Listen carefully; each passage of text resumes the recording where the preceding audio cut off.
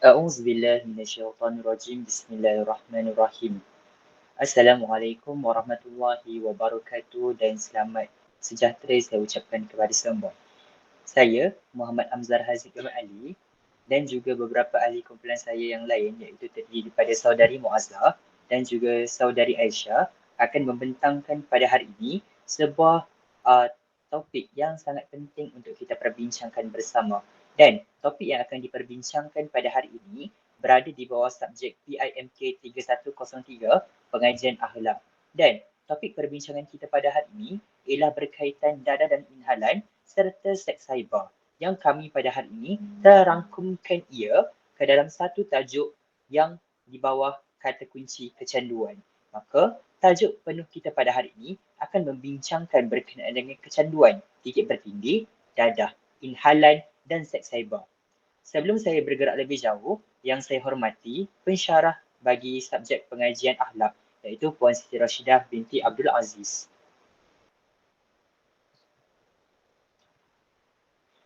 Orang kata tak kenal maka tak cinta. Tapi pada hari ini tak kenal maka ayo kita bertaaruf.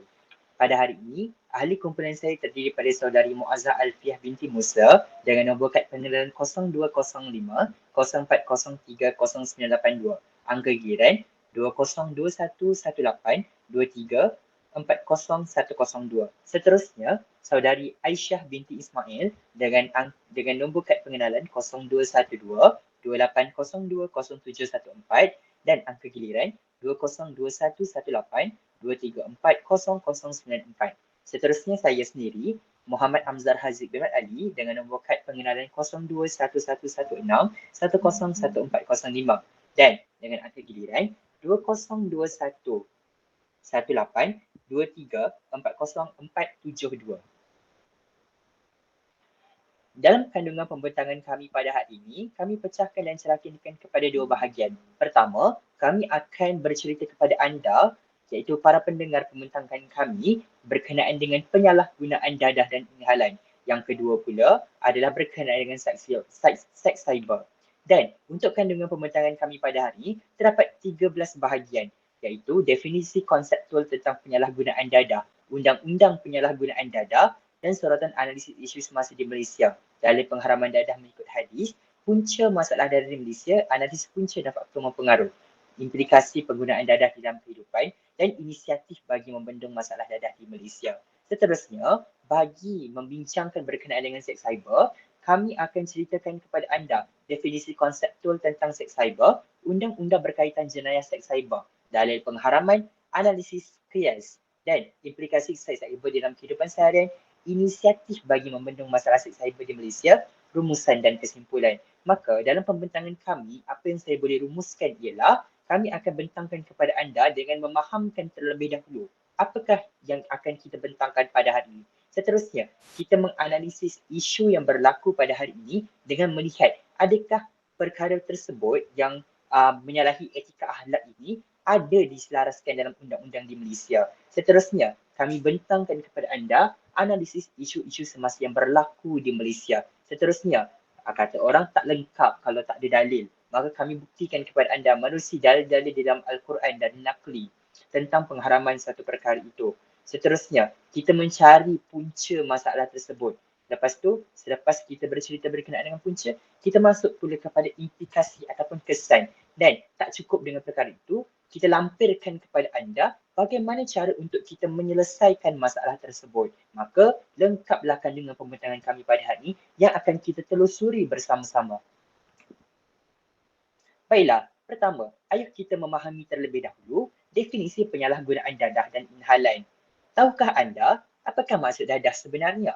Dadah, menurut Kamus Dewan Bahasa dan Pustaka, merujuk kepada bahan yang digunakan di dalam dunia perubatan.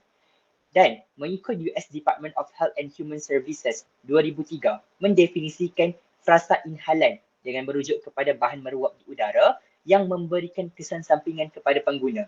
Manakala frasa penyalahgunaan pula merujuk kepada dasar dadah negara yang menyifatkan penyalahgunaan dadah kepada tingkah laku penggunaan dadah secara salah, tidak betul dan bukan bagi tujuan perubatan tetapi ia diambil untuk mendapatkan keseronokan atau menghilangkan kecederuan. Makna kata pada hari ini, pada asalnya dadah digunakan dalam tujuan perubatan.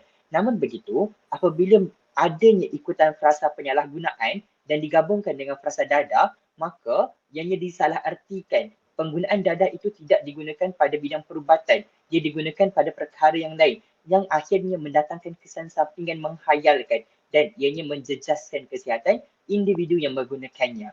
Begitu juga dengan inhalan. Namun begitu, inhalan ini merujuk kepada bahan yang meruap di udara. Makna kata pada hari ini, bahan-bahan yang boleh disedut menerusi sistem respiratori kita, hadirin hadirat sekalian. Baiklah, seterusnya. Mengikut undang-undang berkaitan dadah di Malaysia, terdapat Seksyen 39B, Akta Dadah Berbahaya.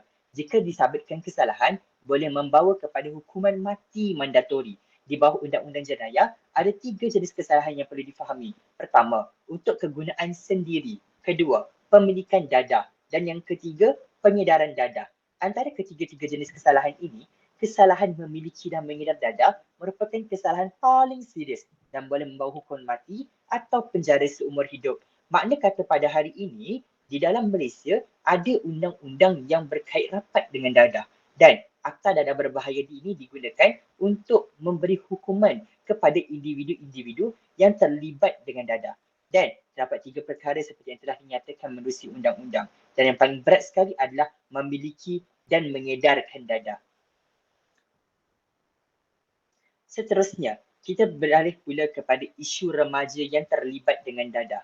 Hadirin hadirat sekalian, statistik Agensi Anti Dadah Kebangsaan AADK menunjukkan sebanyak 180,820 orang direkodkan terlibat dadah dalam tempoh 6 bulan pertama bagi tahun 2023 berbanding 93,534 orang pada tahun 2022.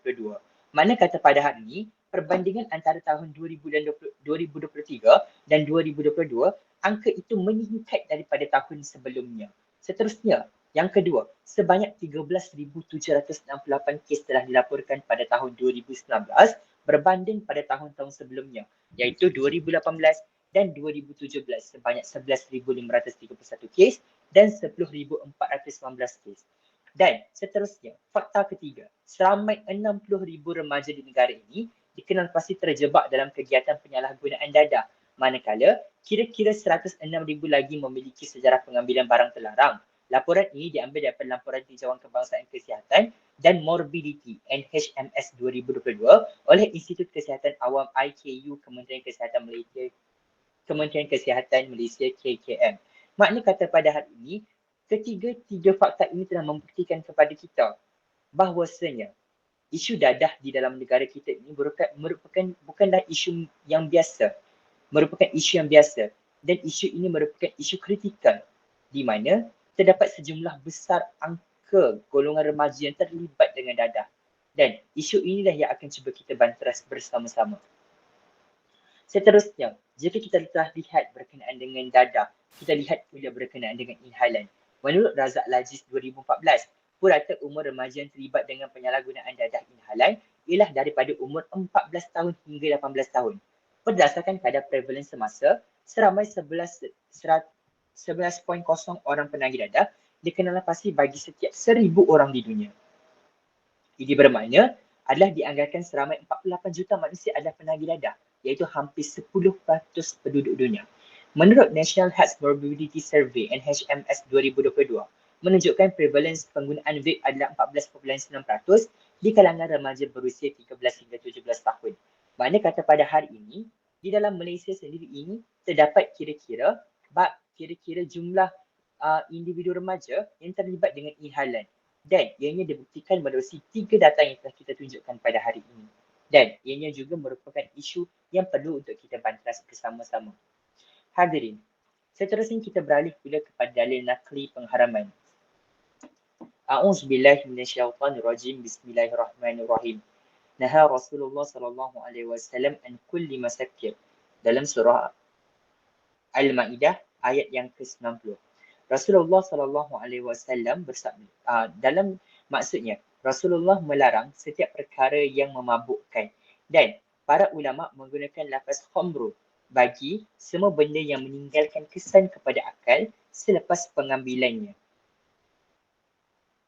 Ini adalah berdasarkan maksudnya umum daripada segi bahasa. Pada asalnya, perkataan khamri bererti tutup dan perkara yang menutup akal, iaitu memabukkan. Dan menghilangkan kesedaran dipanggil khamru kerana ia menutup akal dan menghalang daripada berfungsi seperti biasa. Hadirin hadirat sekalian, seperti yang telah kami ceritakan kepada anda menerusi pendefinisian konseptual berkenaan dengan dadah, bolehlah kita lihat bahawasanya dadah ini merupakan satu bahan yang digunakan untuk mengubah kesedaran akal ataupun kesedaran fikiran seseorang manusia. Di akhirnya memberikan kesan khayal dan sebagainya. Dan ianya jelas pada hari ini penggunaan khamru iaitu frasa memabukkan di dalam surah Al-Ma'idah ayat 90 merupakan kias yang digunakan bagi pengharaman untuk dadah ini. Seterusnya, kita beralih pula kepada punca berlaku ketagihan dadah. Di dalam perbincangan kami agihkan punca kepada 3 faktor. Pertama, galakan daripada rakan sebaya. Yang kedua, pengaruh media massa. Dan yang ketiga, kurang mendapatkan perhatian. Kita lihat yang pertama, galakan rakan sebaya. Rakan sebaya memainkan pengaruh yang penting dalam pembentukan personaliti diri dan cara bersosial. Namun begitu, pada hari ini kita dapat lihat, andai kata rakan sebaya mengajak kita melakukan perkara-perkara yang tidak berfaedah, di akhirnya ianya akan memberi galakan kepada individu yang berkawan dengan kawannya itu. Di akhirnya ia akan memberi kesan kalau rakannya ajak istiadah, kawan-kawan pun akan cuba untuk melakukan perkara yang sama.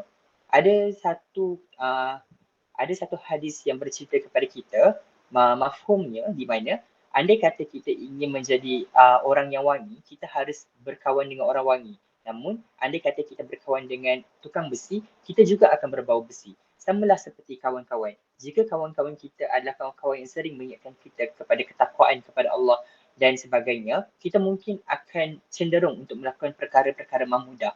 Namun begitu, sebaliknya, andai kata kawan-kawan kita sering melakukan kezaliman dan sebagainya, kita akan cenderung untuk melakukan perkara-perkara mazmumah. Dan inilah yang kita katakan sebagai galakan daripada rakan sebaya yang akhirnya menjadi punca kepada berlakunya ketagihan dadah. Pada asalnya ingin mencuba, akhirnya ketagihan dan langsung memberi kesan kepada diri, masyarakat dan keluarga. Seterusnya, pengaruh media massa. Dalam pengaruh media massa pula, memainkan peranan yang banyak dan memberi kesan kepada diri. Media seperti filem dan hiburan melampau akhirnya menjadi punca kepada individu mempunyai perasaan ingin mencuba. Kalau kita lihat pada hari ini, di Malaysia sendiri, terdapat pelbagai filem-filem yang tidak ditapis dan di akhirnya, filem-filem itu memberi rangsangan kepada kanak-kanak ataupun golongan remaja untuk mencuba perkara-perkara yang tidak bermula. Sebagai contoh, isu-isu seperti dadah ini. Dan akhirnya pengaruh media massa ini jika tidak digunakan dengan baik, media inilah yang akan menjadi racun dalam fikiran anak-anak muda. Seterusnya yang ketiga, kurang mendapatkan perhatian. Para ibu bapa sentiasa sibuk mencari nafkah bagi menampung kehidupan serta menyediakan keperluan asas yang bertaraf tinggi untuk keluarga. Secara tidak langsung, masa yang sepatutnya diluangkan bersama anak tidak lagi dimanfaatkan sebaiknya. Dan inilah yang membuatkan anak-anak ini cenderung untuk yang pertama, mendapatkan perhatian. Apabila dia melakukan masalah, ibu bapa akan lebih memberikan perhatian kepada dirinya. Secara tidak langsung, masalah kurang mendapatkan perhatian itu mungkin boleh diselesaikan kerana mereka membuat masalah, ibu bapa memberi perhatian kepada mereka. Yang kedua, akibat kurang daripada mendapatkan perhatian, mereka ini tidak dipantau dengan baik. Dan inilah yang menyebabkan mereka ini cenderung untuk terlibat dengan aktiviti-aktiviti dadah. Dan akhirnya berlakunya ketagihan. Makna kata pada hari ini, setelah analisis berlaku, kami agihkan kepada 3. Galakan-rakan sebaya, pengaruh media massa dan kurang mendapatkan perhatian merupakan punca berlakunya ketagihan dadah di Malaysia. Seterusnya, saya serahkan pembentangan kepada saudari Aisyah.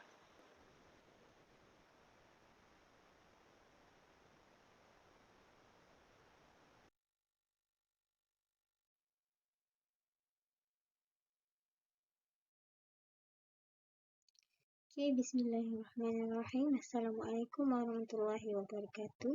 Nama saya Aisyah binti Ismail dan saya akan menyambung pembentangan bagi topik implikasi penggunaan dadah.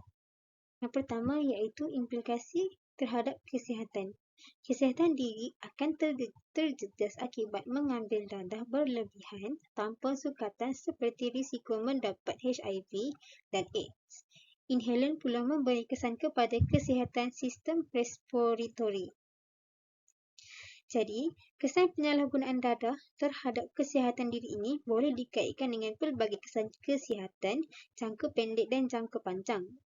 Mereka boleh berbeza-beza bergantung pada jenis ubat, berapa banyak dan berapa kerap jenis dadah itu diambil dan kesihatan umum seseorang. Secara keseluruhannya, kesan penyalahgunaan dadah dan pergantungan adalah meluas. Mereka boleh memberi kesan kepada hampir setiap organ dalam tubuh manusia. Antara kesannya ialah sistem imun menjadi lemah, meningkatkan risiko penyakit dan jangkitan. Keadaan jantung menjadi tidak normal yang boleh mengakibatkan kepada serangan jantung dan jangkitan saluran darah daripada ubat yang disuntik dan sebagainya. Seterusnya yang kedua, implikasi penggunaan dadah terhadap negara. Keharmonian negara akan terjejas dan terganggu ekoran peningkatan kadar jenayah yang dipengaruhi oleh pecandu yang melakukan jenayah demi memperolehi duit bagi membeli dadah dan inhaler. Berikutan ini, penagih dadah yang kekurangan wang untuk membeli dadah sanggup melakukan perkara-perkara yang kejam untuk mendapatkan dadah. Seseorang akan kehilangan harga diri dan kehilangan sifat-sifat kemanusiaan akibat pengaruh dadah. Mereka yang akan merompak dan membunuh untuk mendapatkan wang yang cukup bagi memenuhi tabiat mereka, iaitu dadah. Masyarakat yang mempunyai masalah penyalahgunaan dadah sentiasa tinggi dalam kadar kegiatan jenayah. Di samping itu, kerajaan juga terpaksa menambah jumlah anggota polis, kastam, penjara, perbelanjaan mahkamah dan lain-lain untuk membendung masalah ketagihan dadah ini. Dan yang ketiga, implikasi penggunaan dadah ke atas diri. Bagi implikasi ke atas diri, masalah psikologi, kemurungan akibat kecanduan dadah dan kesan tidak mendapatkannya. Bagi kesan ini, individu dari segi fizikal, penagih akan menjadi kurus, lemah tenaga, malas dan kelihatan seperti dalam khayalan dan diri akan menjadi tidak terurus. Ini terjadi apabila penagih dadah mengambil dadah secara berlebihan dan berterusan. Justru itu, ia akan menyebabkan kesihatan juga dalam keadaan yang tidak baik, iaitu cenderung pitam, pengsan dan juga berperasaan ganas di mana penagih akan terdorong untuk melakukan jenayah dalam keadaan tidak sedar. Ini kerana minda mereka tidak stabil dan waras. Seterusnya ialah inisiatif bagi membendung bara dadah. Jadi, inisiatif yang dihasilkan oleh kumpulan kami iaitu melalui pendidikan dan juga kesedaran. Menurut Nelson Mandela, pendidikan merupakan senjata yang mampu membantu mengubah dunia. Dengan memberikan pendidikan holistik, bermula pendidikan awal terhadap ancaman dan bahaya dadah, generasi muda boleh membuka mata dan hati untuk berusaha menolak dan mengelak daripada terjerumus ke dalam bahaya dadah. Kesedaran dipupuk menerusi aktiviti kempen yang dilaksanakan oleh pihak berwajib, di mana kesedaran ini merupakan kunci dalam memerangi penyebaran dadah. Rakyat perlu diberi pemahaman yang jelas mengenai kesan negatif dadah terhadap individu dan masyarakat. Program-program penerangan awam seperti kempen kesedaran dan bengkel pencegahan dadah perlu diperkenalkan di semua peringkat masyarakat. Selain itu, pendidikan berkaitan dadah juga perlu diberikan secara meluas di institusi pendidikan, sekolah dan universiti, di mana mereka harus menyediakan kurikulum yang menggalakkan kesedaran dan mempromosikan gaya hidup yang sihat serta bebas dadah. Program pencegahan dadah juga perlu diselaraskan dengan aktiviti ko-kurikulum untuk memastikan mesej anti dadah disampaikan secara berterusan. Seterusnya beralih kepada inisiatif mencegah dadah yang kedua iaitu mendapatkan hikmat sokongan melalui pusat rehabilitasi, terapi dan juga rujukan pakar. Sokongan perlu didapatkan untuk mengubah kondisi diri seseorang yang ingin berubah dengan mencari dan membantu diri mendapatkan hikmat sokongan. Kumpulan sokongan juga dapat membantu menambah motivasi diri untuk berubah dan mencipta ruang selamat untuk bercerita. Justru antara contoh terapi yang diberikan ialah seperti terapi tingkah laku yang mana penting untuk mereka yang dalam pemulihan dadah ini untuk belajar memahami semula mereka pemprosesan pemikiran dan bagaimana proses pemikiran itu dapat mempengaruhi tingkah laku dan proses tersebut. Dan kemudian proses pemulihan pemikiran itu akan dapat membangunkan keupayaan untuk mengawal segala tingkah laku yang baik dan buruk melalui kemahiran mengatasi yang sihat. Inisiatif yang ketiga iaitu pengayaan terhadap agama. Agama bertindak sebagai pemisah untuk seseorang menilai perbuatan yang dilakukan baik atau buruk. Masyarakat perlu mengukuhkan kefahaman yang holistik terhadap agama agar mampu menghindarkan diri daripada perkara yang boleh menjerumus diri ke dalam kancah kemaksiatan. Di mana berdasarkan statistik AADK, Agensi Anti Dadah Kebangsaan pada 2016, lebih daripada 80% penagih dadah merupakan orang kaum Melayu.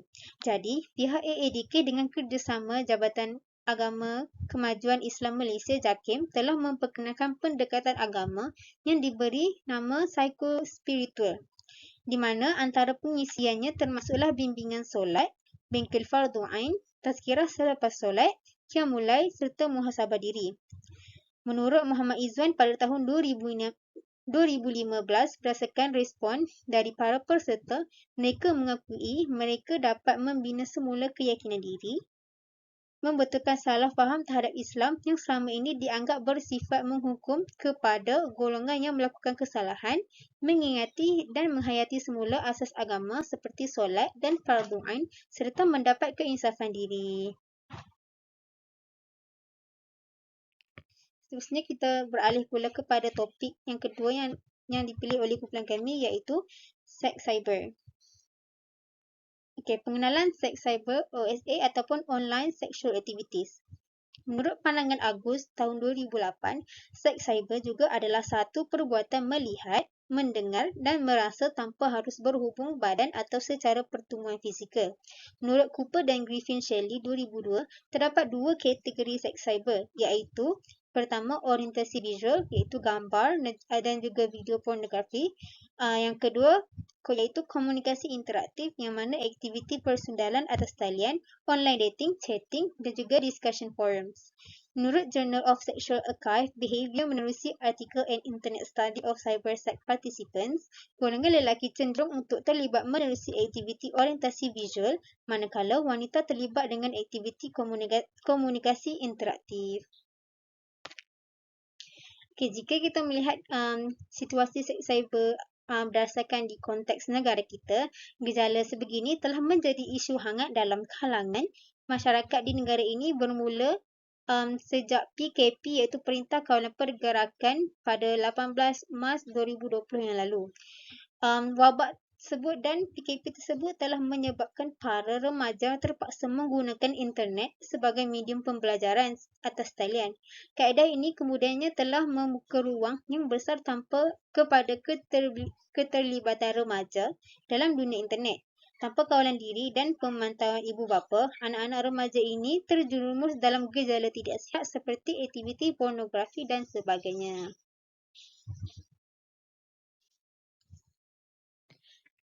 Terusnya undang-undang berkaitan cyber sex. Akta Anti Gangguan Seksual 2022 yang dinanti-nantikan telah diluluskan di Dewan Rakyat pada Julai 2022 dan diwartakan pada Oktober 2022. Akta tersebut memberikan hak tebus sudi bagi mana-mana orang yang diganggu secara seksual menubuhkan tribunal bagi anti gangguan seksual untuk mendengar aduan tentang gangguan seksual, meningkatkan kesedaran tentang dan mencegah berlakunya gangguan seksual. Akta Komunikasi dan Multimedia 1998 Seksyen 233 di bawah Akta Komunikasi dan Multimedia 1998 pula, aktiviti ini memberi perlindungan daripada gangguan seksual dalam talian. Seterusnya, bagi isu semasa seks cyber, yang pertama, Lembaga Penduduk dan Pembangunan Keluarganegara LPPKN di Lembah Kelang mendapati bahawa sebanyak 78.3% ibu bapa telah membenarkan anak-anak memiliki gadget. Pada tahun 2000, telah mendedahkan bahawa terdapat 80,000 laman sesawang berunsur pornografi dihasilkan antara tahun 1999 hingga tahun 2000. Sebanyak 200 laman web pornografi dibangunkan setiap hari. Manakala bagi 93,368 alamat IP yang disyaki terlibat melakukan kegiatan itu. Daripada perkongsian maklumat yang dianggotai antaranya Polis Antarabangsa Interpol, Biro Siasatan Persekutuan FBI Amerika Syarikat dan National Center for Missing and Exploited Children. Yang ketiga, analisis terkini sehingga November 2020 daripada Similarweb telah mendedahkan statistik akses laman sesawang tertinggi di dunia. 3 daripada 10 akses adalah laman sesawang pornografi.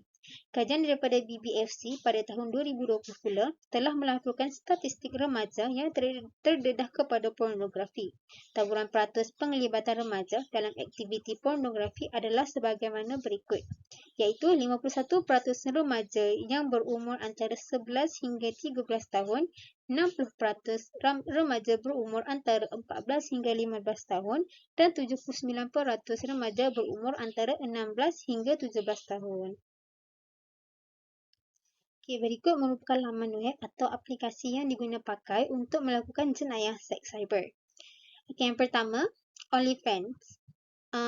Bagi OnlyFans merupakan isu rancangan hiburan seks menyebut pelakon aksi lucah sebagai panel. Manakala web yang kedua iaitu Pornhub, di mana statistik Pornhub telah mendedahkan bahawa di Kuala Terengganu, pengguna menghabiskan purata 12 minit dan 58 saat untuk setiap pelawatan, sama ada untuk mencari atau melihat visual. Manakala warga Malaysia di Kuala Lumpur menduduki tempat kedua dengan purata 12.29 diikuti dengan Kota Baru dan Miri. Manakala X ataupun nama yang dikenali sebagai Twitter dijadikan sebagai platform untuk mempromosikan akaun lucah dan aktiviti seks cyber. Seterusnya kita akan beralih pula kepada dalil pengharaman yang berkaitan dengan seks cyber. Bismillahirrahmanirrahim. Wala taqrabuz zina innahu kana fahishatan wa sa'a sabila. Yang bermaksud, dan janganlah kamu mendekati zina, sesungguhnya zina itu adalah suatu perbuatan yang keji dan suatu jalan yang buruk. Surah Al-Isra ayat ke-32.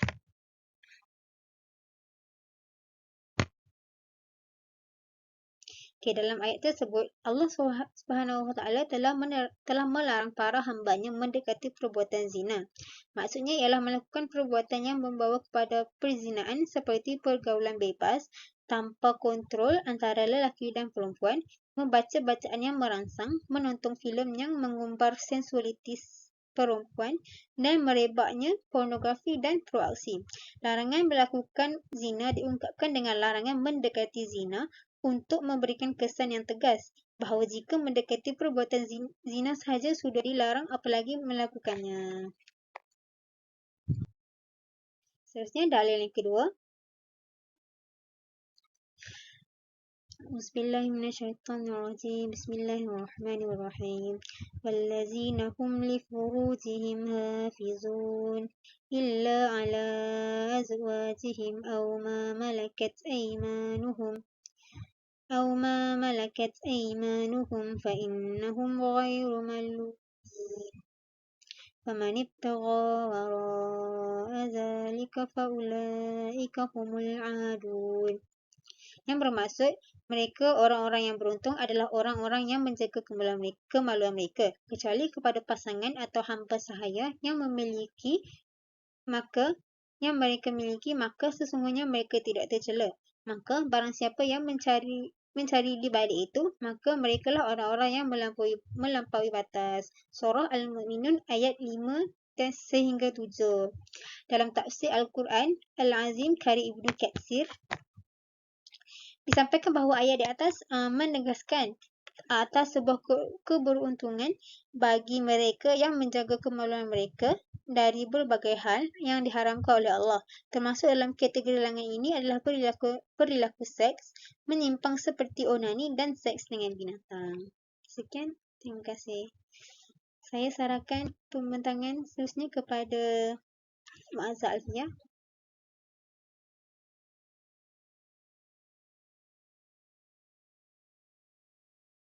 Seterusnya, punca berlakunya jenayah seks cyber. Yang pertama, teknologi. Kita dapat mengetahui bahawa teknologi ini merupakan sesuatu yang mampu memberikan manfaat kepada kehidupan. Namun, perkembangan teknologi pada masa kini dia menyebabkan berlakunya banyak jenayah cyber seperti penipuan, kerosakan, skam, pengubahsuaian ataupun banyak lagi. Dan terbukti juga bahawa internet ini merupakan penyumbang utama kepada masalah ketagihan seks dalam kalangan belia. Internet ni dia menyediakan akses yang mudah kepada konten-konten seksual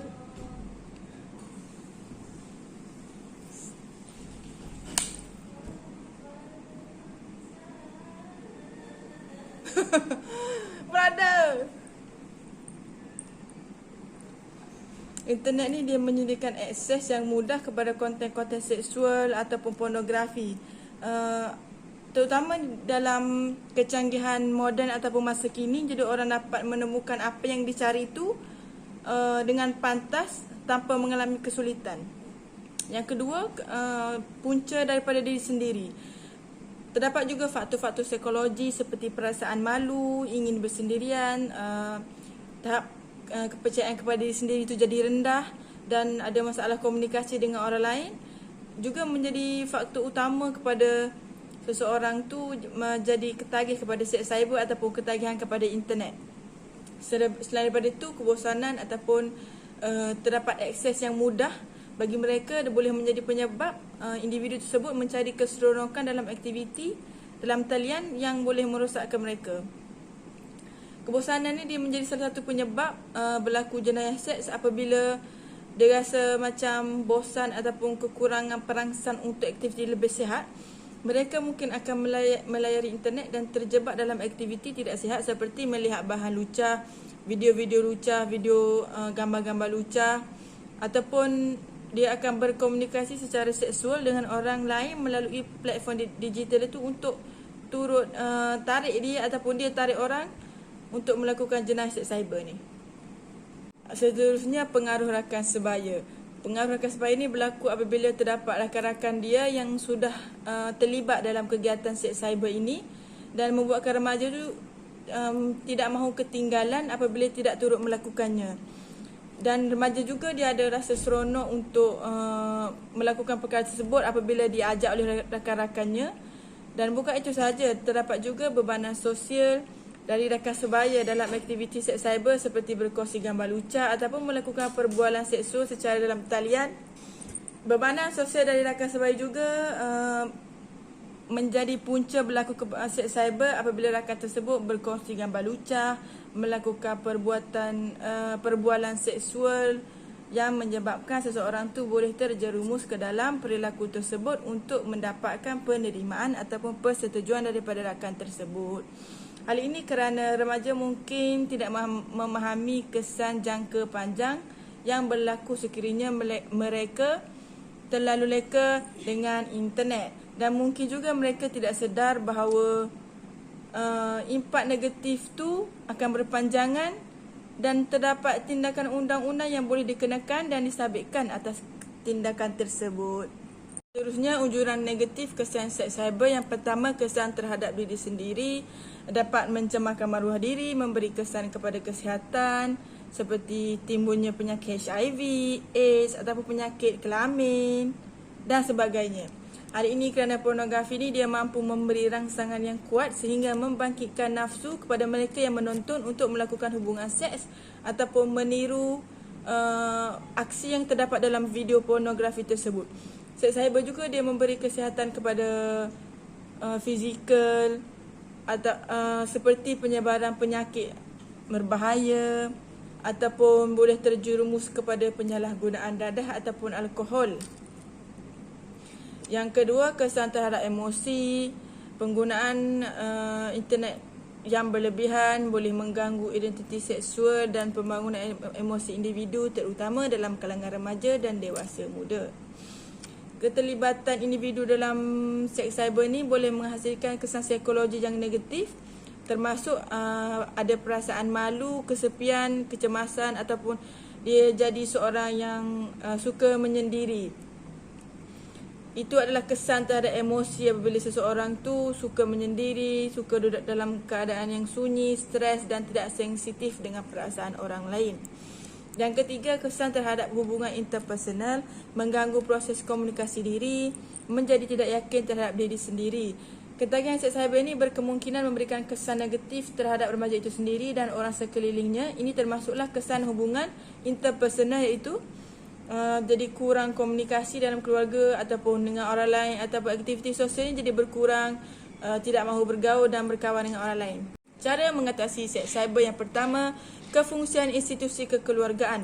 Peranan institusi kekeluargaan penting dalam membendung isu seks cyber agar di peringkat awal lagi pengetahuan kanak-kanak boleh dibendung daripada tercemar dengan anasi luar yang teruk. Sebagaimana kita tahu, gadget kini mula digunakan oleh kanak-kanak bermula sekolah rendah. Jadi ibu bapa berperanan penting untuk memantau segala aktiviti ataupun carian dalam telefon pintar mereka untuk memastikan apa yang diakses tersebut tidak terjerumus kepada penyalahgunaan internet dan cyber. Yang kedua, penguatkuasaan undang-undang, iaitu kerjasama badan berwajib untuk menguatkuasa undang-undang bagi mengekang pengguna yang tidak bertanggungjawab dalam membangun lamang sesawan seks cyber. Terdapat Akta Komunikasi iaitu Seksyen 211 dan 233 Akta Komunikasi dan Multimedia yang menyatakan bahawa akta tersebut melarang kandungan yang tidak senonoh ataupun ada unsur-unsur lucah, pornografi, palsu, mengancam ataupun menyinggung perasaan dengan tujuan untuk mengganggu, mendera, mencedera, mengancam ataupun mengganggu kesejahteraan orang lain. Yang ketiga, pendidikan awal di sekolah. Peranan institusi pendidikan formal juga penting bagi membantu membentuk kesedaran awal tentang bahaya mendedahkan diri kepada isu seks cyber. Pihak sekolah perlu mengadakan program ataupun kempen kesedaran yang melibatkan penyalahgunaan internet ataupun cyber bermula di sekolah supaya murid-murid itu tahu apa yang dimaksudkan dengan seks cyber, penyalahgunaan internet dan sebagainya. Pendidikan awal seksualiti juga perlu didedahkan agar murid itu mempelajari kandungan yang betul dengan cara yang betul. Kesimpulannya, gejala kecanduan dadah, inhaler ataupun seks cyber ini merupakan satu fenomena yang sedang berkembang luas di negara ini. Dan sekiranya ia tidak dibendung dengan lebih awal oleh semua pihak, maka ia akan mengakibatkan kemudaratan bukan sahaja pada diri remaja itu sendiri tetapi juga kepada keluarga, masyarakat dan negara. Oleh itu, amat penting bagi kita untuk menyedari risiko dan kesan yang terlibat serta mengambil langkah-langkah awal untuk memastikan penggunaan digital itu selamat dan bertanggungjawab. Masalah sosial dalam kalangan remaja ni merupakan hal yang kompleks dan saling berkait. Jadi penting bagi setiap masyarakat, keluarga ataupun kementerian sendiri untuk memberikan bantuan dan sumber daya yang diperlukan untuk membantu menghadapi masalah ini secara positif dan produktif. Sekian, terima kasih.